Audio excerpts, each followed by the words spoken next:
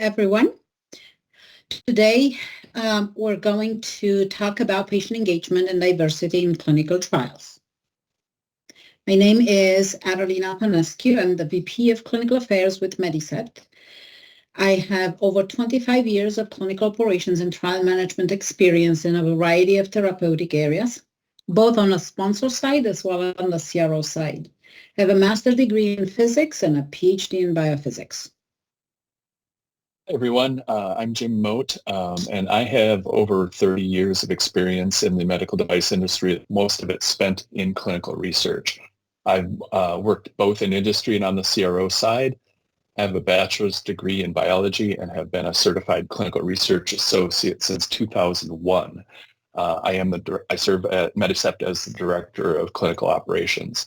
And before we go too much farther, we'd also like to say thank you at the outset to Elizabeth Brasheko, a clinical project manager here at Medicept, who helped us with the research and putting the presentation together. All right, so the agenda for today is highlighted here. So we're going to start with a little bit of a background of where this new patient engagement and diversity came about, the importance of the patient engagement and diversity, the challenges that we are facing now, and potential suggested solutions, as well as Medicept perspectives on how to implement patient engagement and diversity in clinical research from a CRO perspective.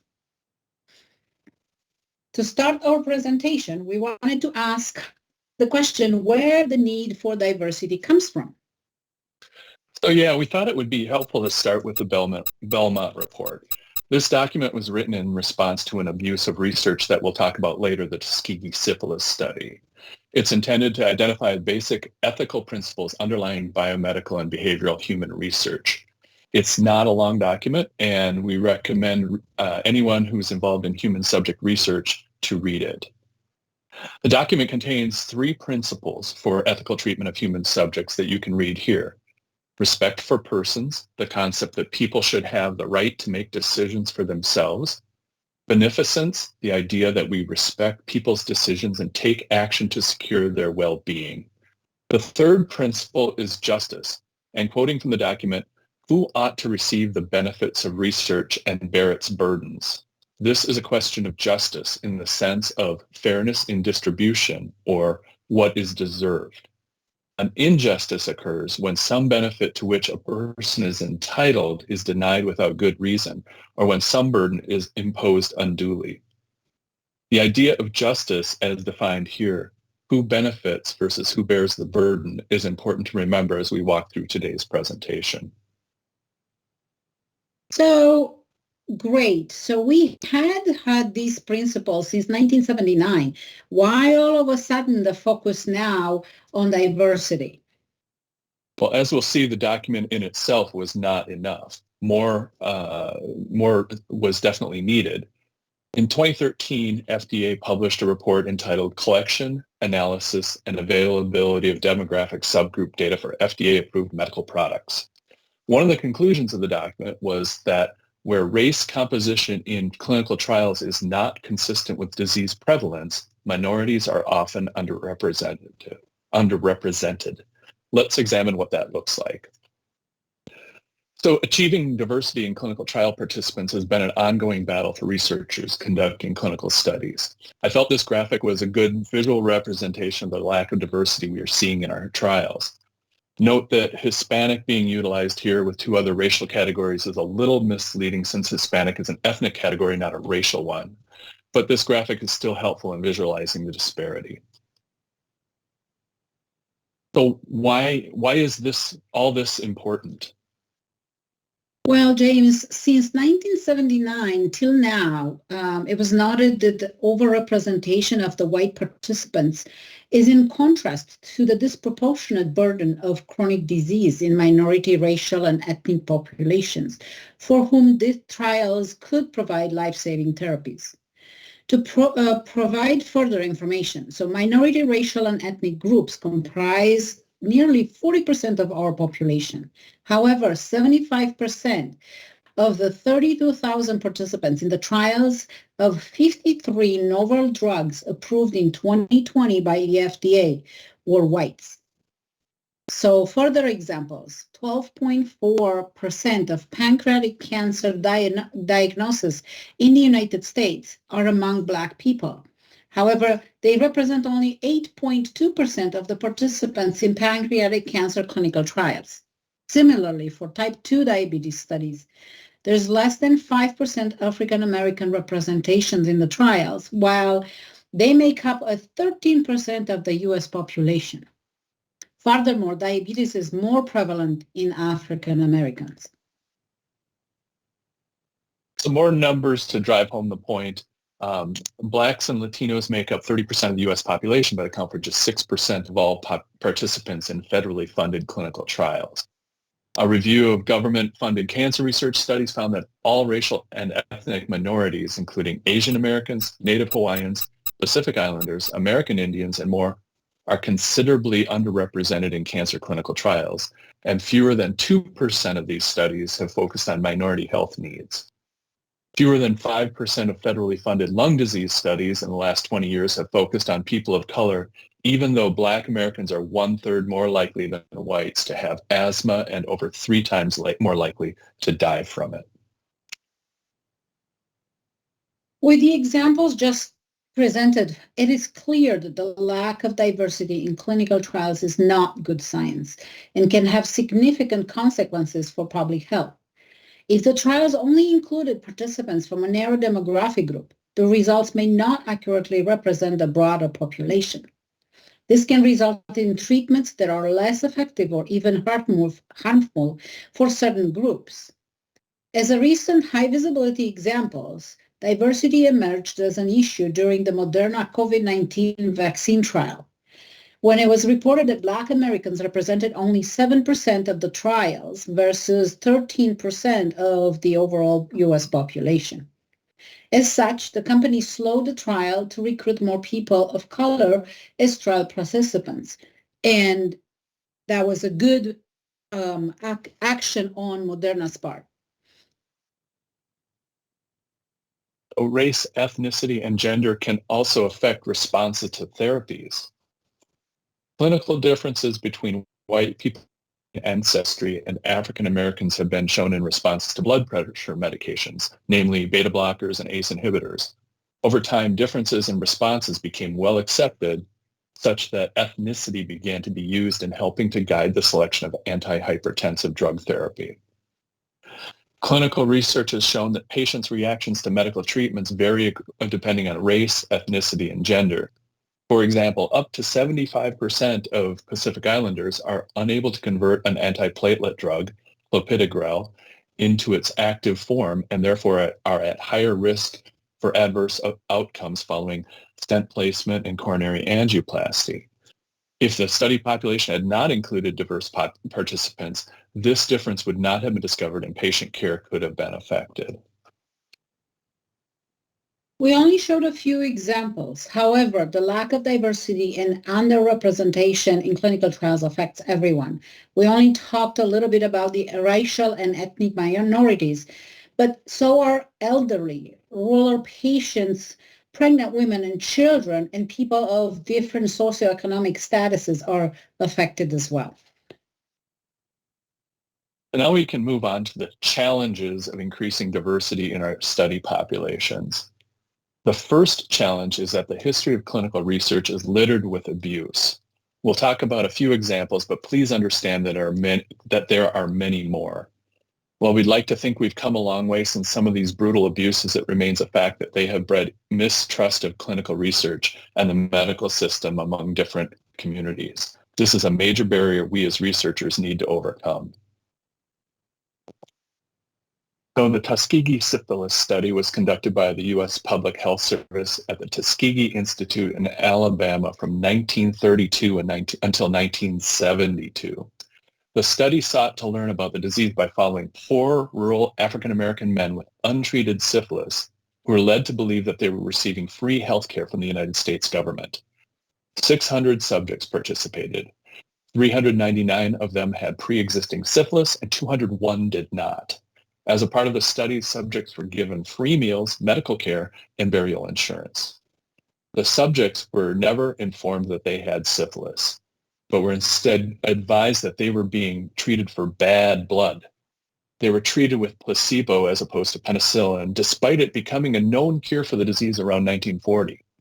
As a result, some subjects died, and some spread syphilis to their wives who bore children with congenital syphilis. The study was not stopped until 1972. This study stands as one of the worst examples of research abuse in the modern era and was the impetus for the Belmont report we talked about earlier. One of the most horrific atrocities from the modern era is the infamous Nazi human experiments that took place during World War II from 1939 until 1945. There were a series of grotesque medical experiments in which Nazi Germany military exposed prisoners in the concentration camps to extremely harmful conditions against their will, of course, without informed consent. Their goals were to advance their eugenic racial ideologies, test the limits of human survival, develop new weapons, and discover better ways to treat German military personnel who had been injured in war. The experiments often resulted in death, disfigurement, or permanent disability. After the war ended, the scientists were convicted by trial in Nuremberg, Germany. The crimes discussed during the trials shocked the scientific community and set the stage to produce the Nuremberg Code, which was one of the first modern documents addressing ethical research with human subjects. We still abide by it today. From the 1940s through 1974, the United States Department of Defense and the Atomic Energy Commission conducted studies, unbeknownst to subjects, of course, again without informed consent, to see how the human body metabolizes radioactive materials. Children in orphanages were fed radioactive food, patients were injected with plutonium, and soldiers were exposed to high levels of radiation. And of course, there's more. In 1951, Henrietta Lacks, a 31-year-old African-American woman, went to Johns Hopkins Hospital to be treated for cervical cancer. Some of her cervical cancer cells were collected without her permission and began being used in research due to their unique ability to continuously grow and divide in the laboratory. These so-called immortal cells were later named HeLa after the first two letters of Henrietta Lacks' first and last name. These HeLa cells have been used in developing the polio vaccine, research on cancer, AIDS, and other diseases. There are 11,000 patents involving HeLa cells, but Henrietta Lacks and her family were not compensated for any of it. Some settlements have recently been reached, however, and some are still being negotiated. Thalidomide was a sedative and tranquilizer medication approved in Europe used to treat colds, flu, nausea, and morning sickness in pregnant people. Unfortunately, the claims are based on studies conducted on animals, as was routine at the time. After over 10,000 documented cases of birth defects, mostly limb malformations, were identified in children of mothers who took thalidomide, it was determined that the drug was not safe for pregnant persons. This resulted in changes in Europe on approving drugs intended for humans based solely on animal testing. And unfortunately, misconduct in research continues today. The CATEC clinical trial was conducted in the early 2000s. Study 3014 was conducted between 2004 and 2007 on more than 24,000 subjects comparing CATEC to amoxicillin.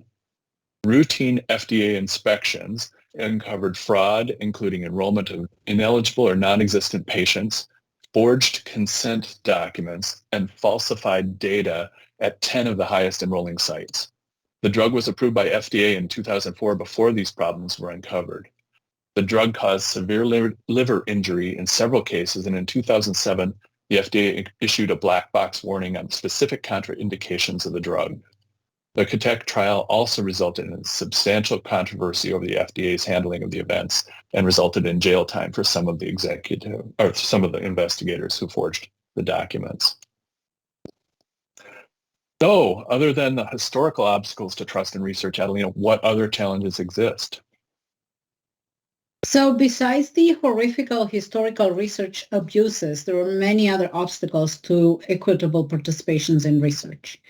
So the traditional model of clinical research is that participants visit the study site, which may be in a clinic or in a hospital, usually in a major city. This works fine for those who have the time and means to travel to these study sites. However, for some, geography limits access to specialty centers that refer patients to clinical studies. Traveling to sites takes time, and not everyone can travel during the work hours, 9 to 5, or may have trouble getting the time off during the day. Many people have issues with unreliable or unaffordable transportation. Another obstacle is that diversity hasn't been written into study protocols.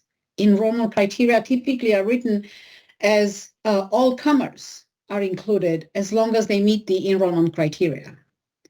When there's a lack of specificity on inclusion of diverse racial and ethnic groups, we end up with disproportionality noted earlier. Further challenges reside with the fact that study subjects don't see representations in researchers, a significant impediment due to the lack of diversity among the research and clinical professions. Not only are minority physicians and scientists more likely to conduct research in minority populations, but they also may be able to gain the trust of those communities more easily when recruiting for the trials. Yet, these professionals remain underrepresented in medical and scientific communities.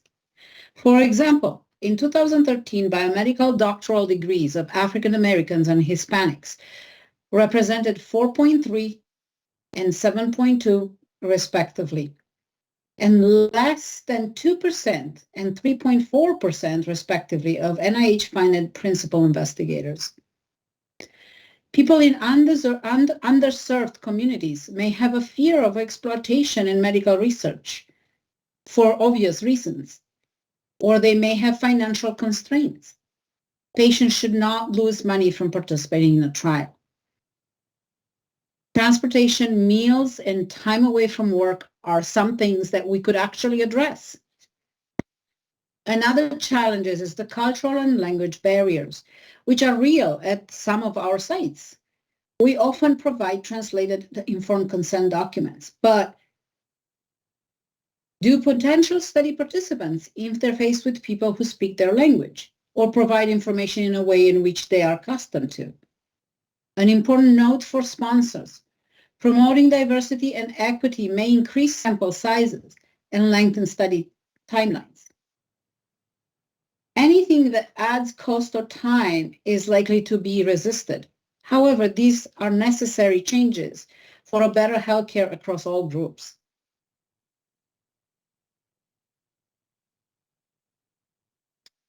So now that we have a handle on the background and the challenges regarding diversity and equity in clinical research, we do have some ideas for the way forward.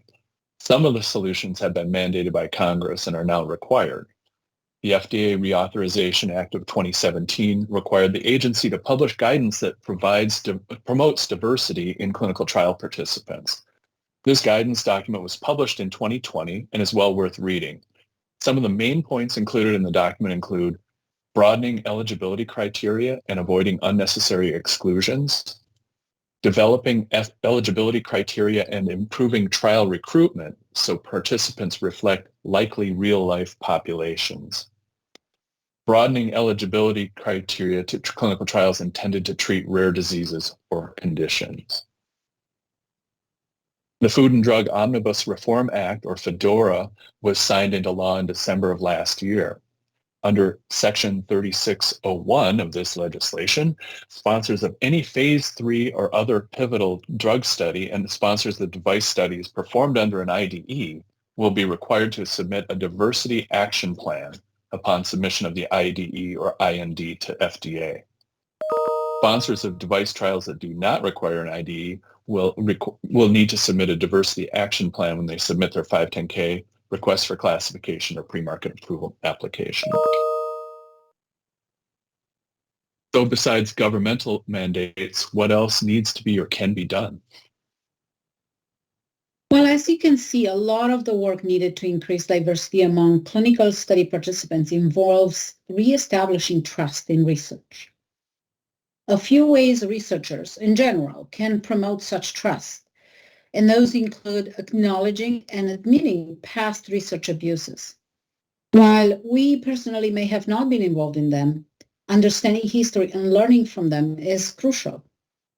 Ensuring diversity of site staff, seeing people from the same community or ethnic background or someone who speaks their language enhances comfort with the process.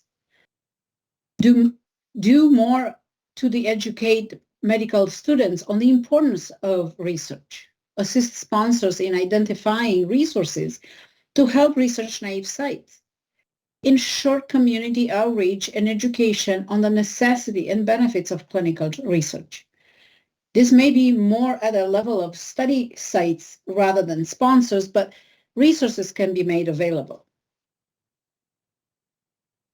So we in clinical research, like many others, are creatures of habit to a certain extent.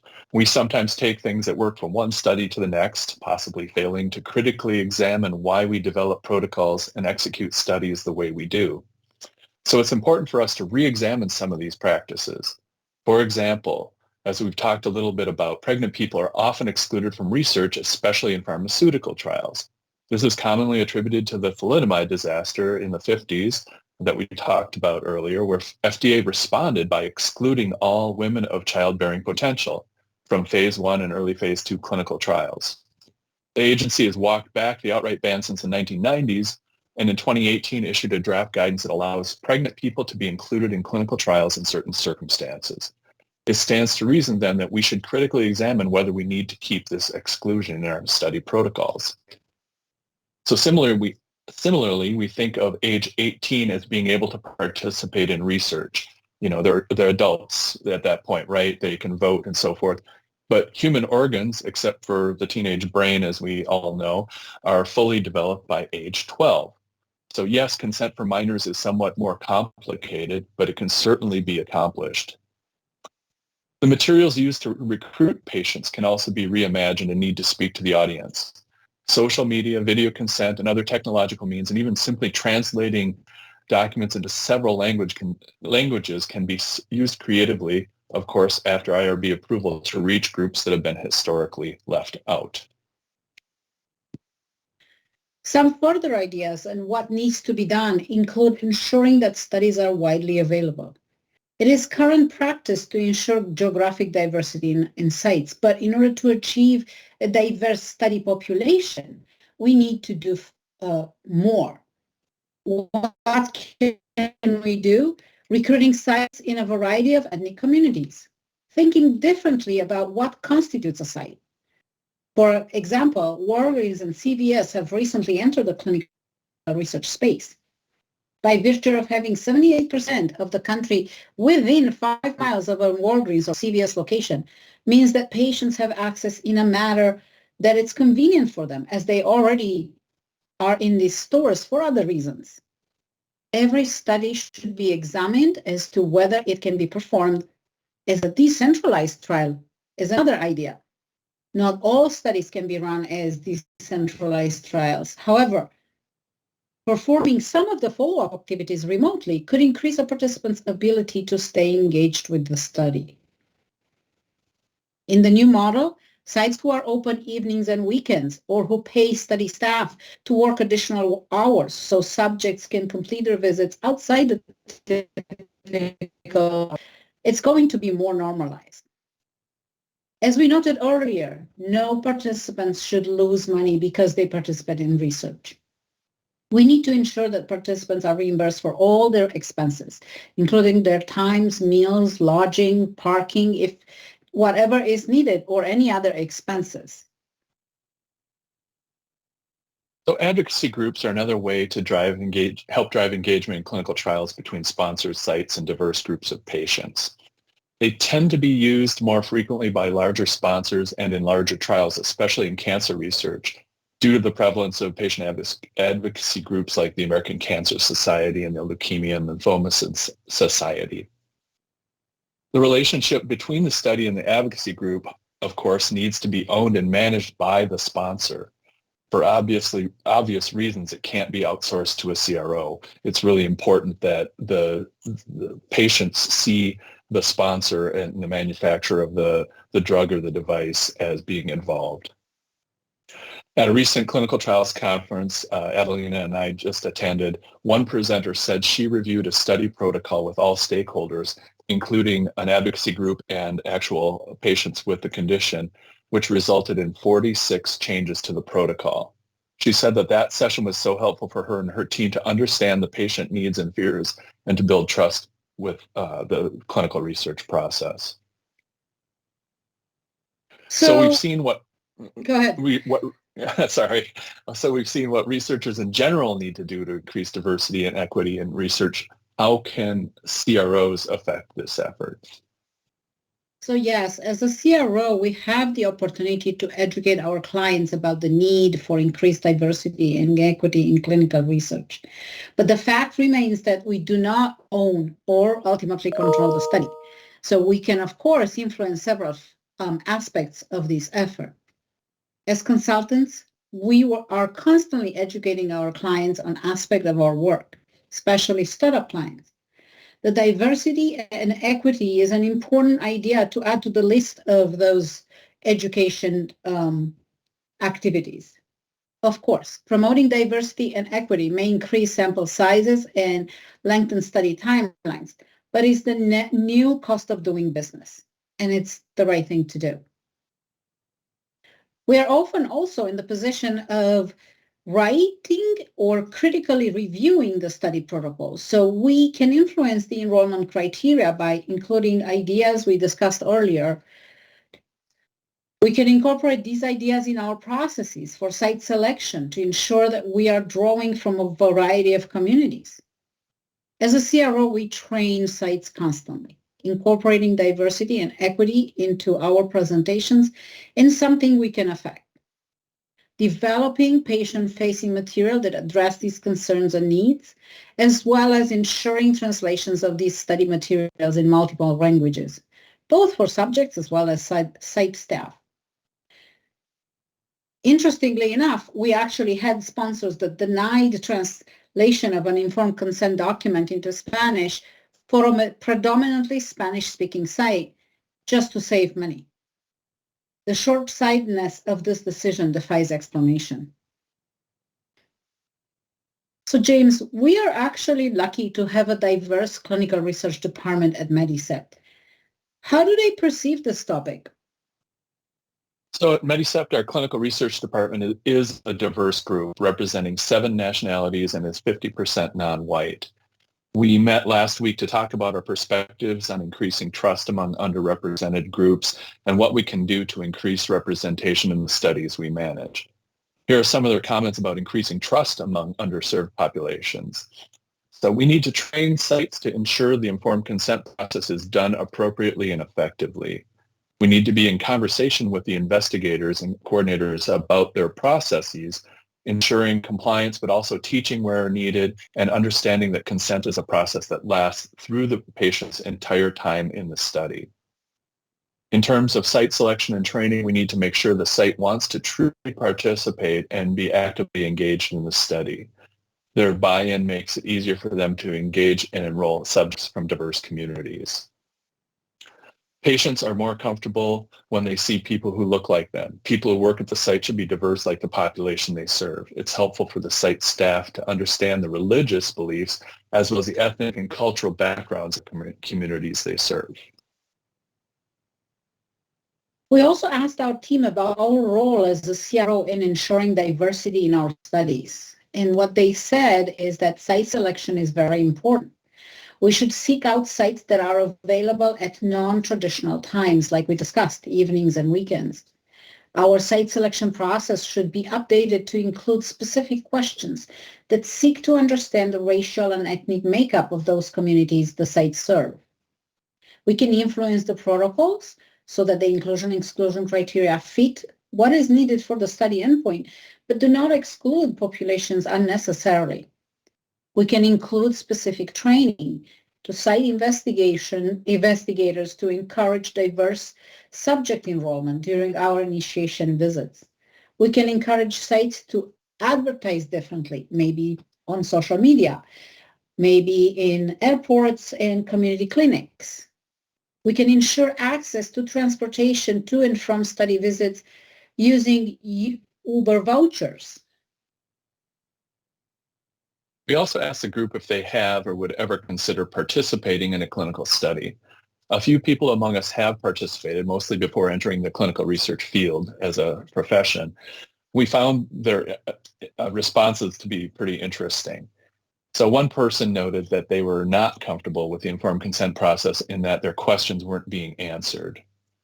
One respondent enrolled in a study during college, but the lack of awareness of research, misconception and mistrust of research for privacy, safety, and side effects, and the fear of placebo, not really knowing what they're getting or what's in the placebo, made the experience unpleasant for them.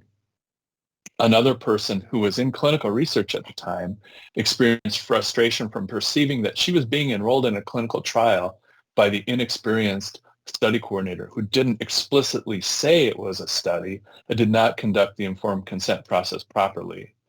The person spoke with the investigator about the situation, highlighting the risk of people unwittingly participating in research or without being fully and properly consented.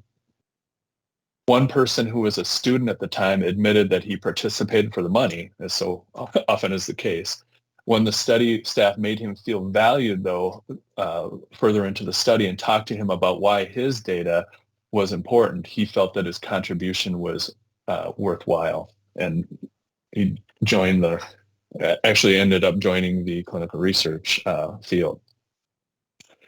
So just to kind of wrap up and conclude our presentation this morning, we talked about the background and importance of patient engagement and diversity in clinical trials and reviewing the regulatory requirements and the need for good science, namely that the lack of inclusivity limits the generalizability of study data and that safety and efficacy concerns can arise for the broader population when trials are not inclusive. We talked about the challenges to achieving diverse study populations because of mistrust due to numerous research abuses and scandals throughout history. Think of the Tuskegee syphilis study and Henrietta Lacks. Research misconduct, unfortunately, continues to this day. Other challenges to diversity center around a lack of access to clinical studies due to location, time, and money.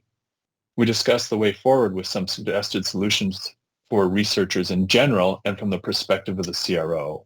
We need to do a better job of writing inclusivity into our study protocols and challenge the assumptions we have held on to for years, and always being moving forward in making studies more accessible to many populations. So we'd like to just leave you with a summary of the third principle of the Belmont report, or kind of repeat it, namely the concept of justice in clinical research. An injustice occurs when some benefit to which a person is entitled is denied without good reason, or when some burden is imposed unduly. Who benefits versus who bears the burden? So we're hopeful and confident that we can all work to ensure that all benefit. Thank you.